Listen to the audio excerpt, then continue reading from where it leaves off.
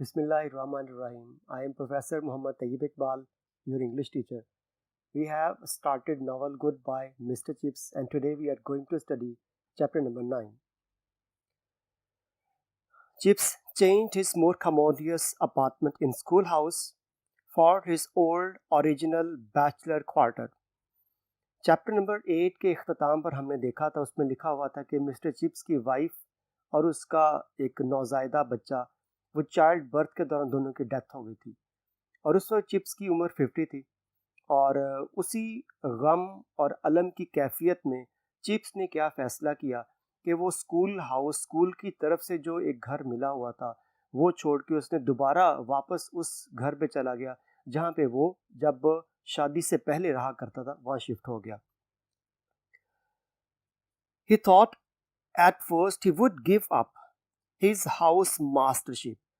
पहले तो उसने सोचा, हाउस मास्टरशिप का मतलब है चूँकि ब्रुकफील्ड एक बोर्डिंग स्कूल था और स्कूल के साथ हॉस्टल मौजूद था और चिप्स उस हॉस्टल का इंचार्ज भी था, तो हॉस्टल के इंचार्ज को हाउस मास्टर कहा जाता है. तो चिप्स ने सोचा कि मैं छोड़ देता हूँ हाउस मास्टरशिप, छोड़ के कोई और यानी कि सिर्फ टीचिंग में रहता हूँ. तो पहले उसका ये प्लान बना, but they had persuaded him otherwise. लेकिन जो उस वक्त का प्रिंसिपल था उसने मिस्टर चिप्स को उसके बरअक्स कायल कर लिया कि तुम मत छोड़ो. And later he was glad. और जब उसने हाउस मास्टरशिप को नहीं छोड़ा और बरकरार रखा और उसके बाद उसे खुशी हुई कि उसने ये काम नहीं छोड़ा.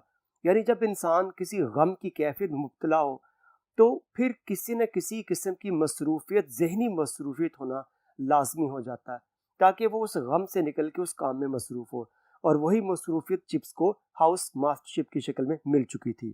The work gave him something to do, filled up an emptiness in his mind and heart.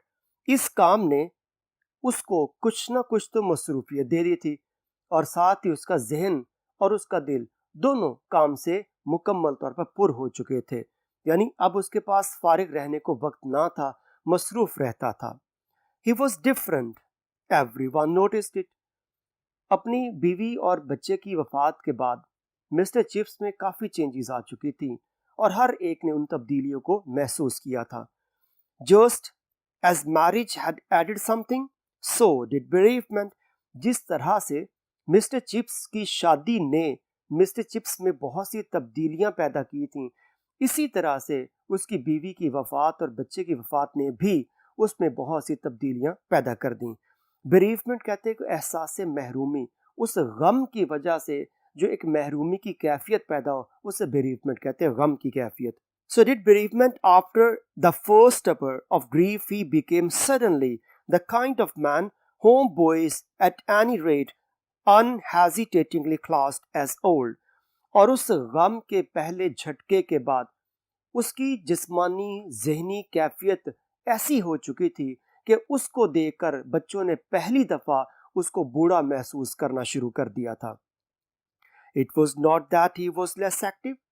और उस बूढ़ा महसूस करने की वजह ये ना थी कि वो अब सुस्त हो गया था, लेस एक्टिव, कम चुस्त था, ये बात नहीं थी. He could still knock up a half century on the cricket field, nor was it had. ना तो ये वजह थी, पहली अब दो वजूहत यहाँ पर पेश की गई. पहली वजह क्या पेश की? He could still knock up a half century on the cricket field, कि अभी भी क्रिकेट के मैदान में वो निस्फ सेंचुरी यानी 50 रन स्कोर कर सकता था. और दूसरी वजह क्या पेश की गई? Nor was it that he had lost any interest or keenness in his work. और ना ये वजह थी कि उसको अपने काम में दिलचस्पी कम हो गई या उसका शौक कम हो गया, ऐसा भी नहीं था. Actually, too, his hair had been graying for years. दरअसल उसके बाल तो काफी अरसे से, कई साल से सफेद हो रहे थे. Yet now, for the first time, people seem to notice it. और यूं महसूस होता कि शायद पहली दफा लोगों ने उसके सफेद होते हुए बालों को देखा हो और महसूस किया हो. He was 50, 50 साल उम्र थी उसकी. Once after some energetic fives, during which he had played as well as many a fellow half his age. Once, एक दफा, after some energetic fives, पुराने ज़माने में क्रिकेट में होता यह था कि दौड़ के जितने मर्जी रन्स बना लो, अब तो उसको लिमिटाइज कर दिया कि सिर्फ 4 से ज़ायद रन्स भागकर नहीं लिए जा सकते। तो उस दौर में 5-6 रन्स भी लिए जा सकते थे, और उसी का तज़किरा यहाँ पे किया हुआ कि एक दफ़ा मिस्टर चिप्स ने क्रिकेट खेलते हुए, यानी 50 साल उम्र है और उसके बावजूद वो भाग के 5 रन्स मुकम्मल कर सकता था। इसका मतलब वो बूढ़ा जिस्मानी तौर पर नहीं था, बस गम ने उसको मार दिया था। He had played as well as many a fellow half his age. He overheard a boy saying, "Not half bad for an old chap like him." यानी वो अपनी उम्र से आधे, यानी चिप्स की उम्र 50 साल थी और आधी मतलब 25 साल, वो 25 साल के नौजवान की तरह दौड़ता और खेल का अपने यानी खेल का मुजाहरा कर रहा था। और बल्कि उसने ही ओवरहर्ड अ बॉय सिंग, एक लड़के को भी ये कहते हुए सुना, not half bad for an old chap like him, कि इस जैसे बूढ़े के लिए ये इतनी भी बुरी बात नहीं है, यानी कि बूढ़ा होने के बावजूद इतना ज्यादा चुस्त और एक्टिव है कि ये बहुत बड़ी बात है। ये तो इस पैराग्राफ के इंपॉर्टेंट वर्ड्स के हम सिनोनिम देखते हैं। खमोडियस कहा जाता है कुशादा, खुला, वसीओ, अरीस, spacious, roomy, extensive. Next word है गिव अप, शिकस्त खा जाना, हार मान जाना या हिम्मत हार जाना। Abandon, discard, leave. Next word bereavement, गम की कैफियत, एहसास से महरूमी। डेप्रिवेशन, डेप्राइव से, लॉस, सॉरो। नेक्स्ट वर्ड है स्टपर। स्टपर मीन से खास किस्म की कैफियत कहा जाता है, ट्रांस, कंफ्यूजन या days. Next paragraph, chips when he was over 80। Chips जब उसकी उम्र 80 साल हो गई, भी ऊपर वाले पैराग्राफ में पढ़ा 50 साल, चूंकि पहले भी हम डिस्कस कर चुके, ये नॉवल फ्लैशबैक में लिखा गया, यानी वो बेटा सोच रहा है कि क्या क्या वाकयात पेश आए, और उस जो सोचता है वो वाकया में एक चैप्टर की शक्ल में यहाँ पर हमारे सामने मौजूद है। तो जब उसकी उम्र 80 साल हो गई और वो बेटा सोच रहा है, used to recount that incident with many chuckles, वो कई दफा हंस हंस के उस वाक्य को याद करता। ओल्ड एट 50, हे लो देखो 50 साल की उम्र में बूढ़ा। UMPH, ये उसकी आदत बन चुकी थी कि हर बात में वो वो करता रहता था, यानी उसका तकिया कलाम बन चुका था। Old at 50, hey, it was Naylor who said that. अरे ये तो नेलर था जिसने ये कहा कि 50 साल की उम्र में बूढ़ा। And Naylor can't be far short of 50 himself by now. और अब तो नेलर खुद भी 50 साल से कम का नहीं होगा।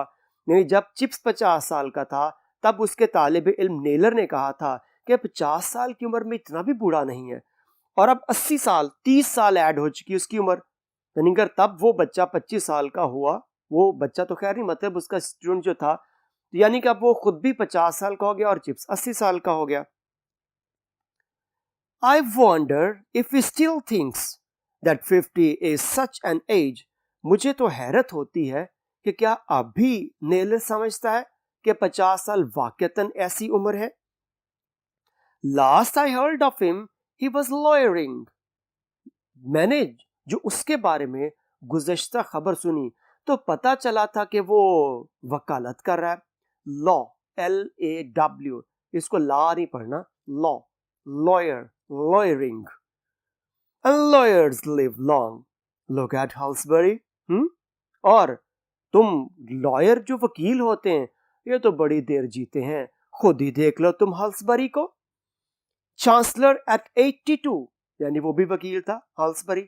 82 साल की उम्र में वो उस इलाके का वो नाज़िम कह लें, या अगर कोई तालीमी इदारा हो तो वहाँ का चांसलर कहलाता है। तो वो उस तालीमी इदारे का चांसलर था। एंड डाइड एट 99, और 99 साल की उम्र में जाके वफात हुई, और था कौन, वो भी एक वकील था।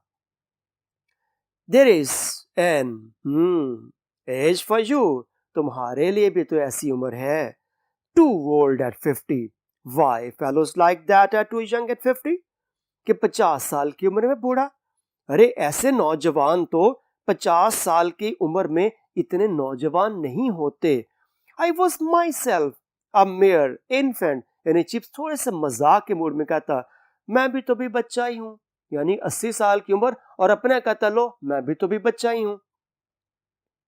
And there was a sense in which it was true, और एक लिहाज से उसकी जब बच्चा बनने वाली बात भी ठीक थी। For with the new century there settled upon Chips a mellowness that gathered all his developing mannerisms and his oft-repeated jokes into a single harmony.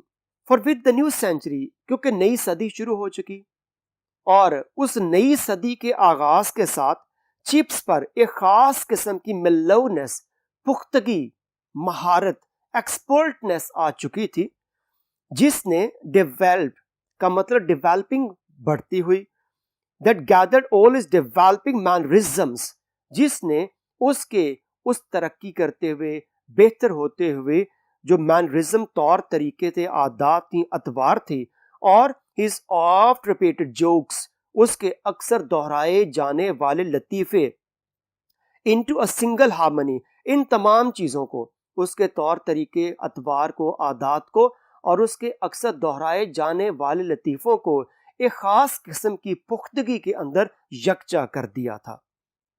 No longer did he have those slight and occasional disciplinary troubles.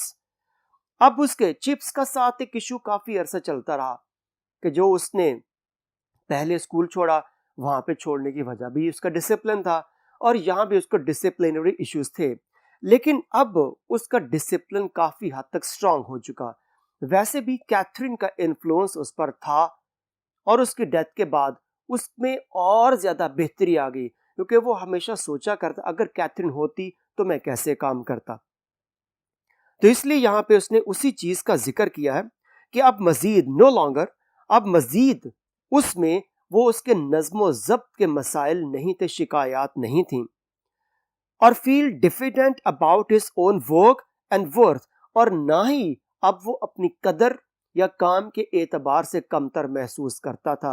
यानी एक दौर था जब chips चाहता था कि वो principal बने, लेकिन वो नहीं बन सकता था, ना तो उसकी डिग्री एडिकेट थी, मुनासिब थी, और ना उसके पास ऐसी स्किल, एक्सपीरियंस था, ना कोई रेफरेंस था जिसकी बुनियाद पर किसी स्कूल का प्रिंसिपल बन सके। He found that his pride in Brookfield reflected back, giving him cause for pride in himself and his position. उसने ये महसूस किया कि जो फख्र उसको ब्रुकफील्ड पर था, रिफ्लेक्टेड बैक, वही फख्र अब इसे वापस मिला। यानी कि एक वक्त था कि वो बहुत कॉन्फिडेंस के साथ कहता था कि मैं ब्रुकफील्ड के वजह से हूं, और अब ये दौर आ चुका हुआ कि ब्रुकफील्ड एक अलामत है किसकी? चिप्स की। यानी चिप्स और ब्रुकफील्ड ये दोनों एक दूसरे के लिए लाजमो मलजूम बन चुके हुए थे। जिस तरह पहले चिप्स के लिए ब्रुकफील्ड पहचान थी, अब ब्रुकफील्ड की पहचान चिप्स बन चुका हुआ है। It was a service that gave him freedom to be supremely and completely himself.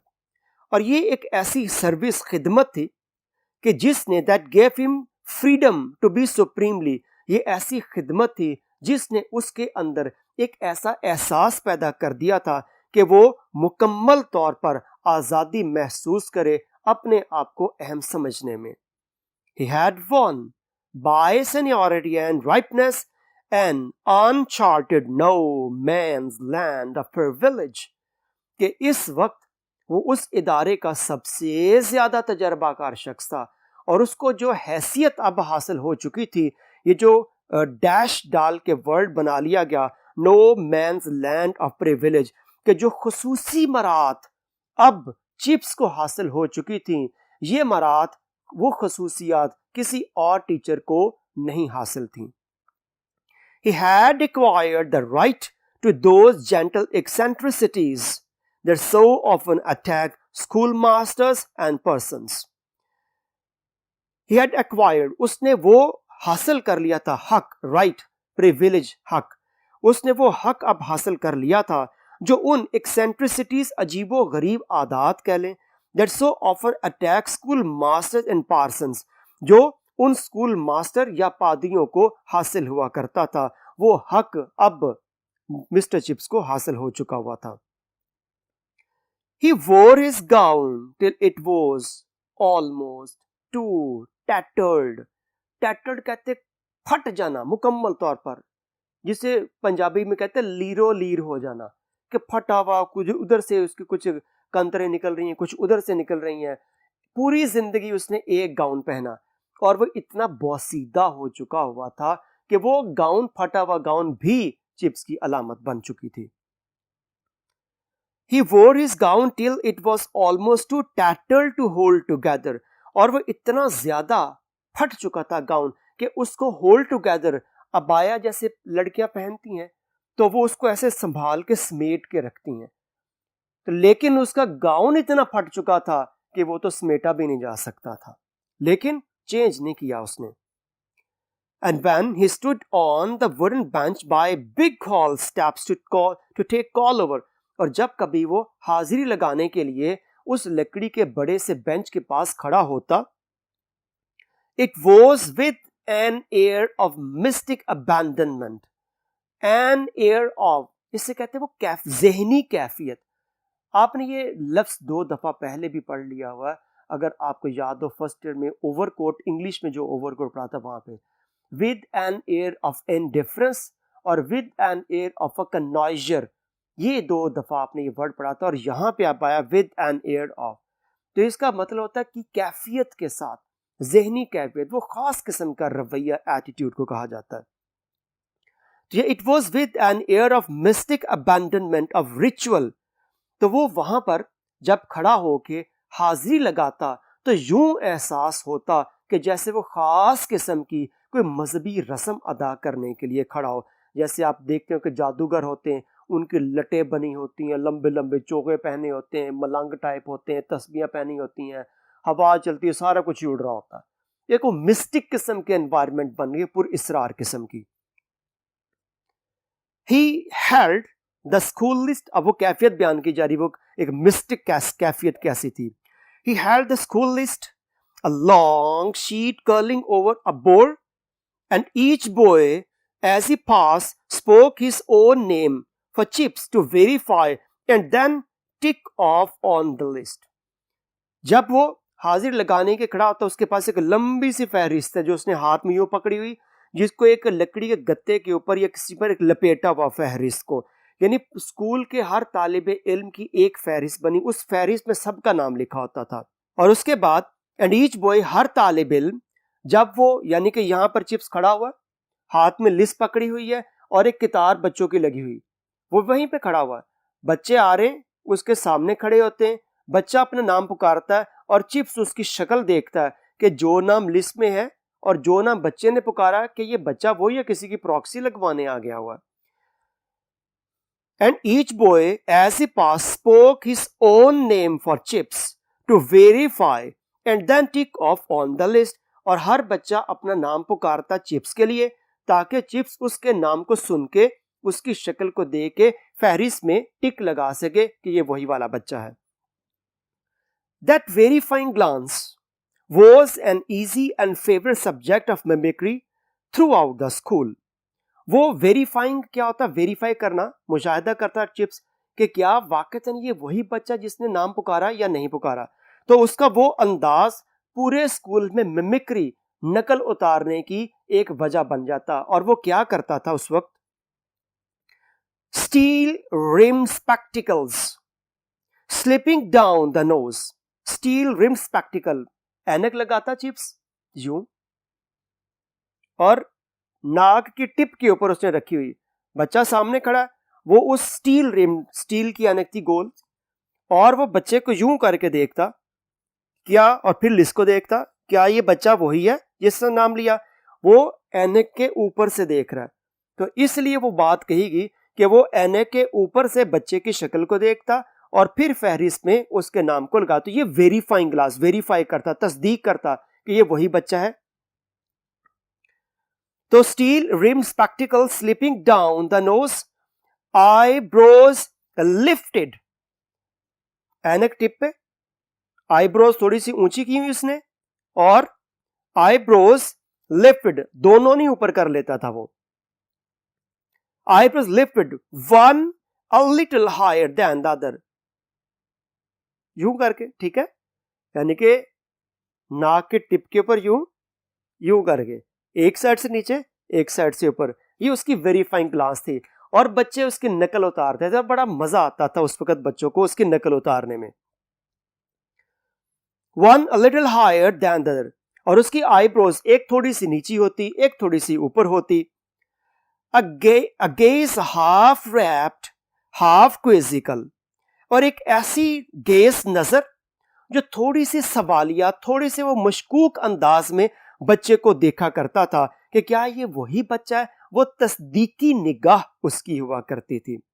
Around windy days with gown and white hair, and school is fluttering in uproarious confusion.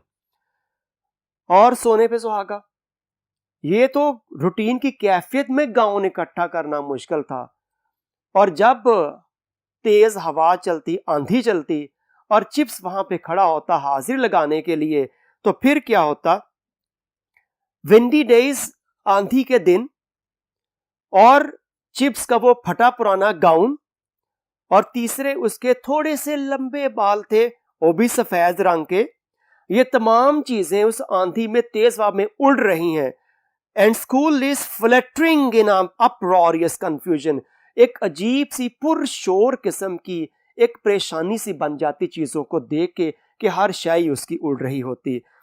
The whole thing became a comic turn sandwiched between afternoon games and the return to classes, और ये तमाम चीजें दोपहर के खेल और क्लासों में वापस आने के दरमियान, सैंडविच दो चीजों के दरमियान पैकअप हो जाना।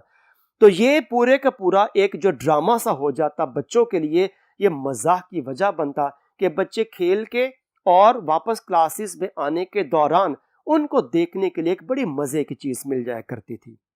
अब इस पैराग्राफ में से जो इंपॉर्टेंट वर्ड्स हैं उनके हम मीनिंग सिनोनिम देखते हैं जी। मेलोनेस, पुख्तगी, ripeness, maturity, sensibility. Next word harmony, हम आंगी, यकजहती। Poise, calm, rhythm. Next word है डिफिडेंट। डिफिडेंट का थोड़ा सा एक शर्मिलापन आ जाना। Shy, insecure, less confident. Privilege, किसी को खास सहूलत, खास हक हासिल होना। Right, concession, respect, honour.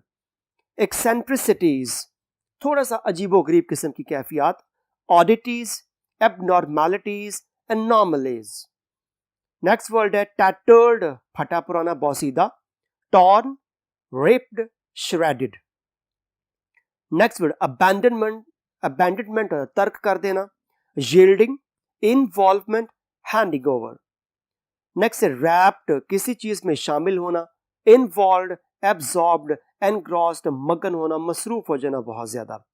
Next है क्विजिकल, मशकूक अंदाज में, सवालिया अंदाज में, interrogative, questioning. Next paragraph, some of those names in the little snatches of a chorus, उन तमाम तलबा के नाम कि वो नाम, स्नैच लफ्ज़ होता छीन लेना, यहां पे जहन में आना। कुछ नाम ऐसे छोटे छोटे इकट्ठे ग्रोहों की शक्ल में उसके जहन में आते। Recall to him ever after words without any effort of memory, और उन नामों को याद करने के लिए उसको बहुत ज्यादा सोच विचार या मेहनत, दिक्कत महसूस नहीं करनी पड़ती थी। कौन कौन से नाम?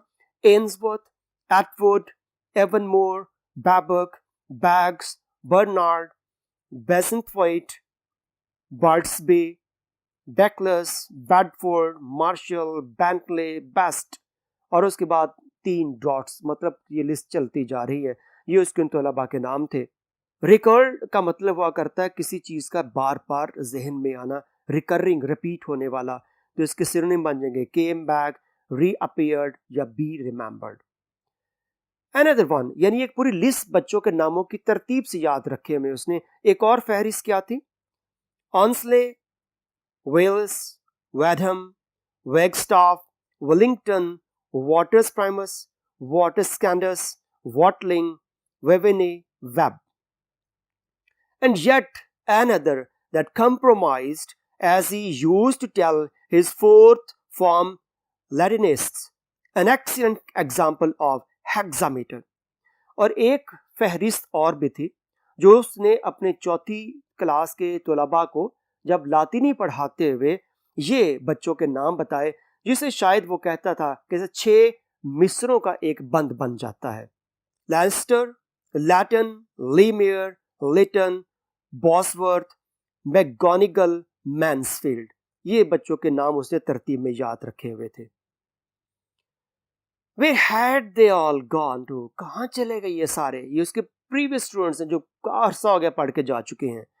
He often pondered, वो अक्सर गौर करता, those threads he had once held together, how far had they scattered? और ये तुलबा का असातिज़ा के साथ एक धागे की तरह का लिंक होता है। तो वो कह रहा है कि ये धागे जिन्हें कभी उसने होल्ड टुगेदर, इकट्ठे पकड़ रखा था, वो उसके पास मौजूद थे।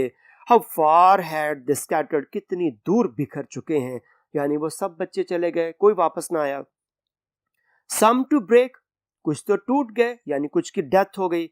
Others to weave into unknown patterns, और कुछ ऐसे हैं जो नामालूम सांचों में ढल चुके हैं, यानी कहीं और चले गए, किसी और जगह पर शिफ्ट हो गए। The strange randomness of the world beguiled him, इस दुनिया की एक अजीब बेतरतीबी ने हो सकता है उनको लुभा लिया हो, अट्रैक्ट कर लिया हो, धोखा दे दिया हो।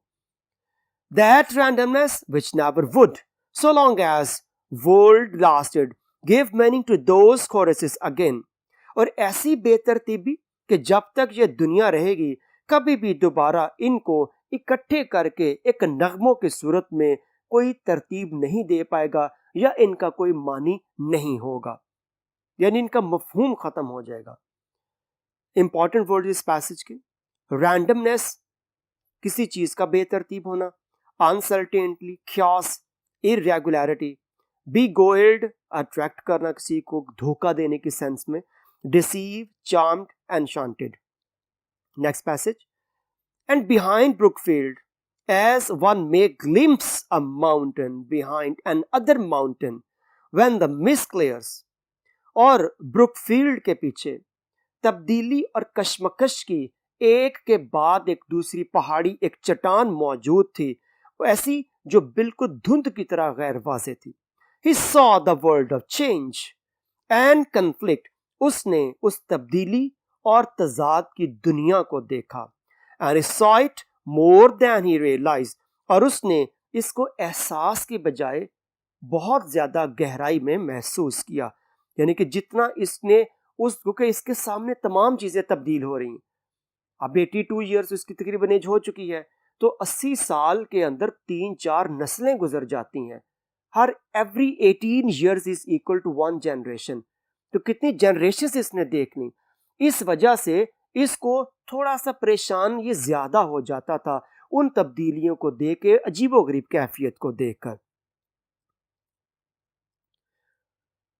With the remembered eyes of Kathie, और वो इस तब्दीली को कैसे महसूस करता, कैथरीन ब्रिजेस की उन मुसलसल याद में रहने वाली आंखों के जरिए, कि अगर कैथरीन होती वो कैसे इन चीजों को देखती। She had not been able to bequeath him all her mind, वो इस काबिल ना हुई, यानी उसको मोहलत ना मिली, जिंदगी ने मौका ना दिया कि अपने तमाम तसव्वुरात, अक्ल या शऊर वो चिप्स को देकर जाती। बिक्वीत था अता करना। Still less the brilliance of it, but she had left him with a calmness and a poise that accorded well with his own inward emotions.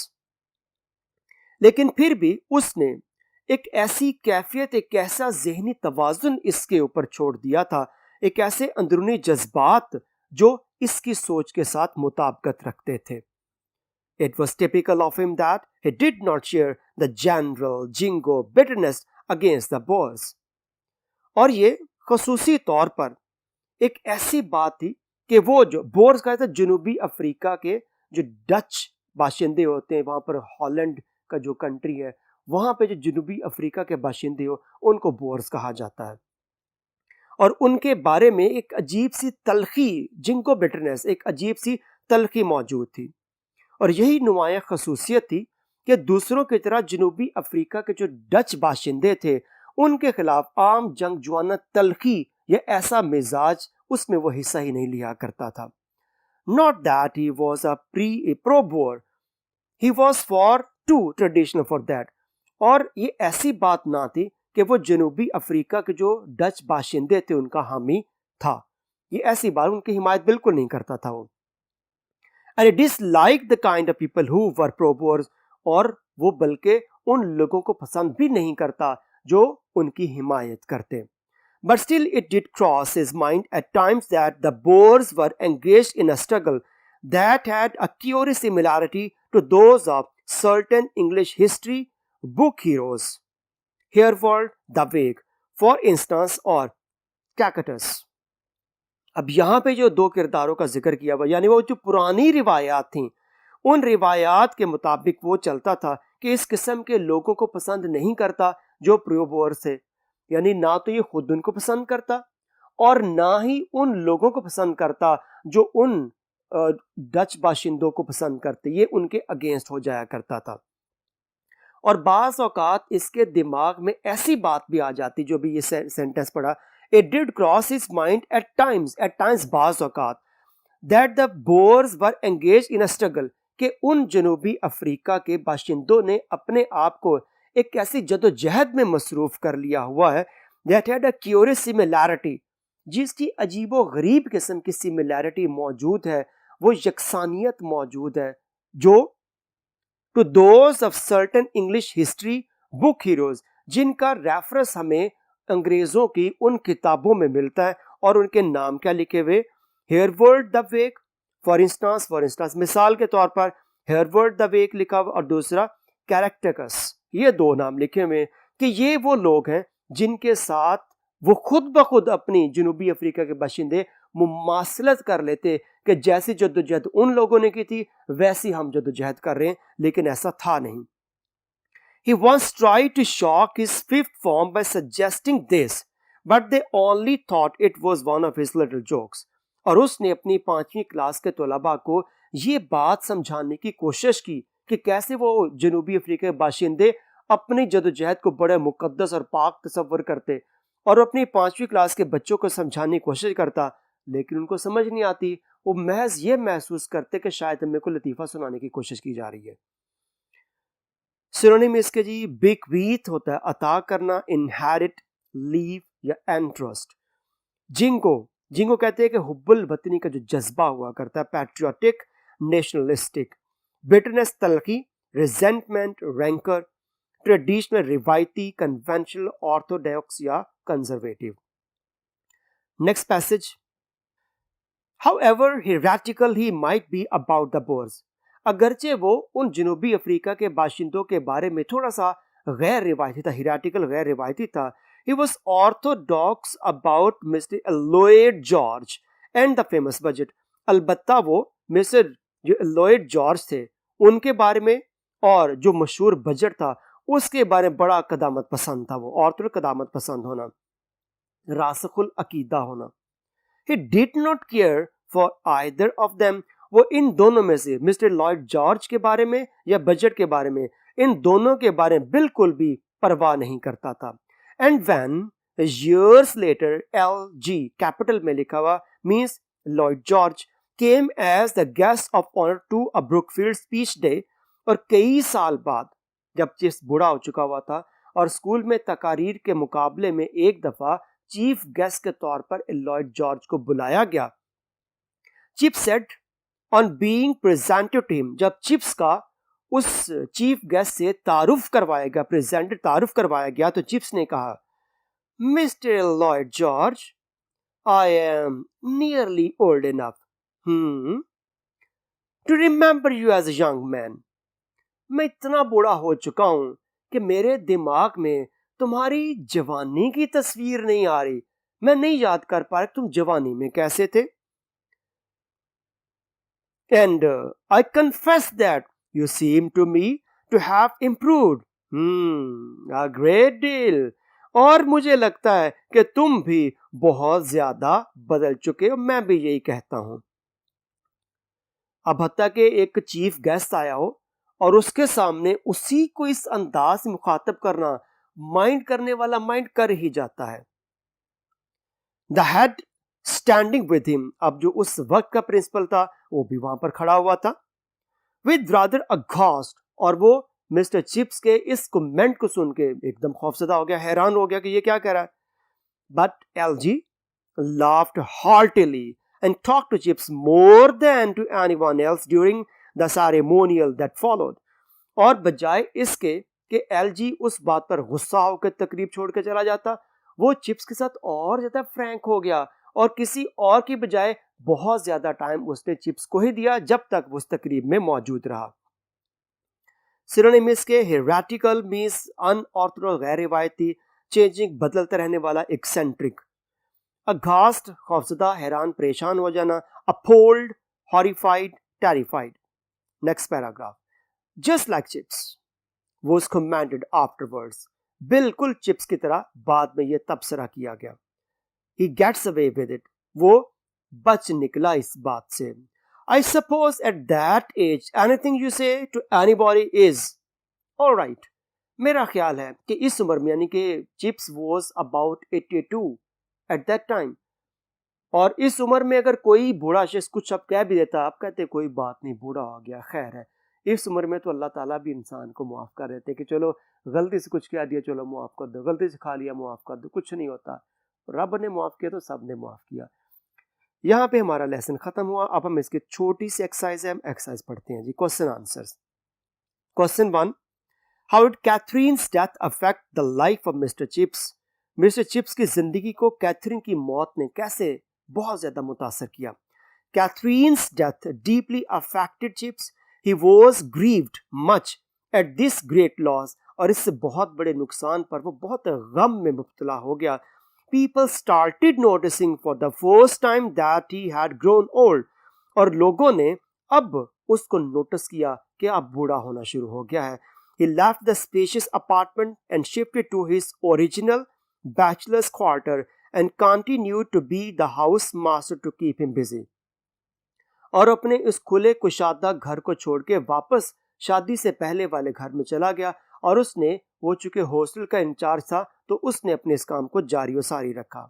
Question 2, where did Chips shift to after his wife's death. अपनी बीवी के वफात के बाद वो कहाँ मुंतकिल हो गया था. After Catherine's death, Chips shifted from his spacious apartment to his original bachelor's quarter. अपनी बीवी कैथरीन की वफात के बाद वो फिर से शादी से पहले वाले क्वार्टर में मुंतकिल हो गया. Question 3, how did he feel with the new century. नई सदी पर उसने कैसा महसूस किया. With the new century Chips became mature and did not feel diffident about his own work and worth. इस नई सदी के साथ चिप्स ने भी अपने आप को काफी बदल लिया था, तब्दील किया, और उसने अपनी कदर या अपने काम पर फिर बहुत ज्यादा परेशान होना छोड़ दिया. Moreover he did not have to face discipline problems. इसके अलावा उसको जो नज्म ज़ब्त के मसाइल थे वो भी ज्यादा पेश नहीं आते थे. Question number 4, how did Chips take call over. Chips हाजिरी कैसे लगाता था.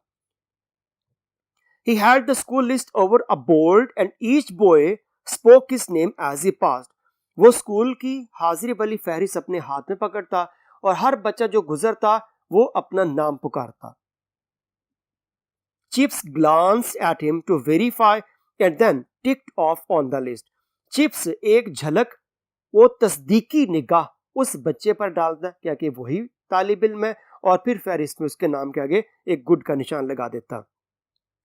हिज वेरीफाइंग ग्लांस, उसकी ये तस्दीकी निगाह वो कैसे देखता. स्टील रिम स्पेक्टिकल्स, उसकी वो स्टील की बनी ऐनक.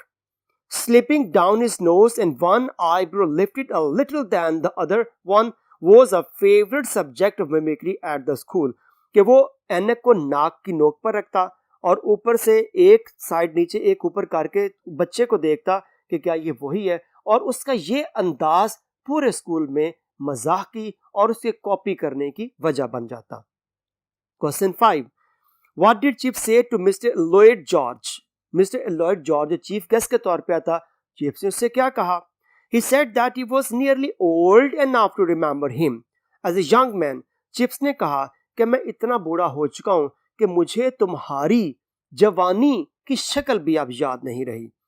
Moreover, he confessed that he seemed to him to have improved a great deal, और लगता है कि तुमने अपने आप को काफी बेहतर बना लिया है। Question 6, what were feelings of mister Chips for the Boers? उन जनूबी अफ्रीका के जो डच बाशिंदे थे उनके बारे में चिप्स के क्या तसव्वुरात थे? The Boers were the Dutch descendants living in South Africa. ये वो डच का मतलब हॉलैंड के रहने वाले लोग थे और इस वक्त ये काम पे सेटल थे जनूबी अफ्रीका में। Although Chips was not a pro Boer, Chips उनका हामी नहीं था। And he did not like the people who were pro Boers, और वो उन बंदों को भी पसंद नहीं करता चिप्स जो इनकी हिमायत करते। Yet he thought that their struggle was similar to certain English heroes, लेकिन चिप्स ये समझता कि जितनी जद्दोजहद ये लोग कर रहे हैं प्रोबोर्स जो डच बाशिंदे थे, जितनी जद्दोजहद ये कर रहे हैं उतनी जद्दोजहद माजी में इंग्लिश हीरोज कर चुके हैं। Question 7, who was Lloyd George?